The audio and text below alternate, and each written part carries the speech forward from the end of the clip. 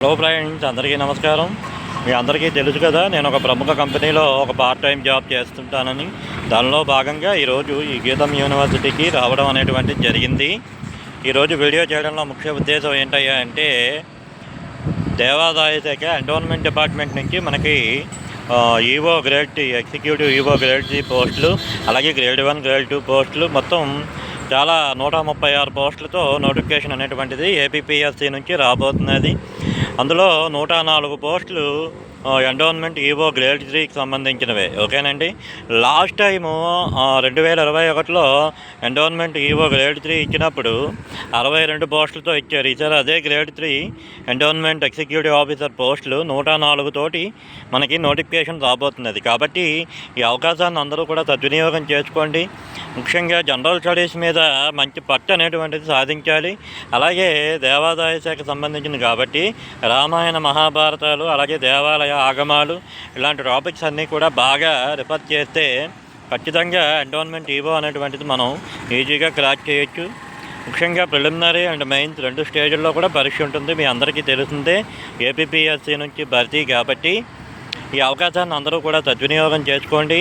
అలాగే ఇంట్లో పరిస్థితులు బాగలేవని, మాకు సంపాదన లేదని, జాబులు లేవని, మంచి జాబులు లేవని, మాది తక్కువ జీతం అని చెప్పి ఎవరు కూడా బాధపడొద్దు.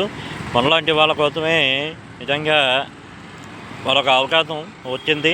సాధారణంగా ఏపీపీఎస్సీ ఎండోన్మెంట్ ఈవో ఉద్యోగాలు అనేటువంటివి భర్తీ చేయడం చాలా తక్కువ ఫ్రెండ్స్. అలాంటిది ఈసారి లక్కీగా పోయినసారి జగన్మోహన్ రెడ్డి గారి ప్రభుత్వం ఉన్నప్పుడు వచ్చింది, ఈసారి కూటమి ప్రభుత్వం ఉన్నప్పుడు కూడా వచ్చింది. ఇక్కడ నేను ప్రభుత్వాల గురించి నేనేం మాట్లాడడం లేదు.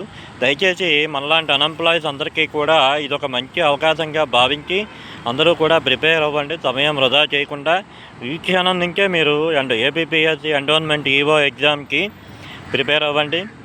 ఓకేనండి. ఒకటి దృష్టిలో పెట్టుకోండి, ఏ గవర్నమెంట్ జాబ్కి అయినా సరే ఈ రోజుల్లో లక్షల్లోనే అప్లికేషన్లు వెళ్తాయి. ఈవెన్ జిల్లాకు ఒక పోస్ట్ ఉన్నా సరే ఒక 3 లక్షల అప్లికేషన్లు వెళ్తాయి. ఎందుకంటే ఇవాళ రేపు అందరూ కూడా చదువుకున్న వాళ్ళే, ఎవ్వరూ ఇక్కడ ఖాళీగా లేరు.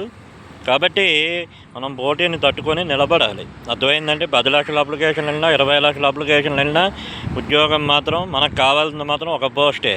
అది ఫస్ట్ పాయింట్. రెండో పాయింట్ ఏంటంటే, మనం ఎంతమందితో పోటీ పడటం అనేది కాకుండా సిలబస్ మనం ఎంతవరకు చదివాము, సిలబస్లో మీద పట్టు మనం ఎంతవరకు సాధించాము అనేటువంటిది దృష్టిలో పెట్టుకొని ఏపీపీఎస్సీ ఈవో కూడా ప్రిపేర్ అవ్వండి.